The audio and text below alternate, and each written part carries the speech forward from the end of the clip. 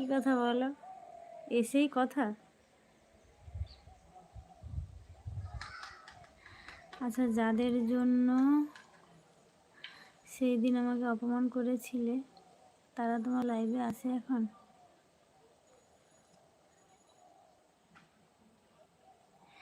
আচ্ছা দাদা ভাই, অপমান কি আমি করেছিলাম তোমায়? আমি তো অপমান করিনি।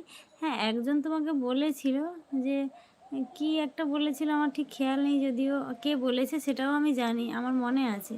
কিন্তু সেদিন তোমাকে কি এই আইডিটা ফেক না? ও না, তুমি বলেছিলে কাজ আছে নাকি, যদি কাজ আছে তো একজন বলছিল যে যদি কাজ আছে তো এখনও কি করছে এখানে, যত সব ফেক না কি একটা আমি বলেছিলাম, আমার ঠিক খেয়াল নেই যদিও।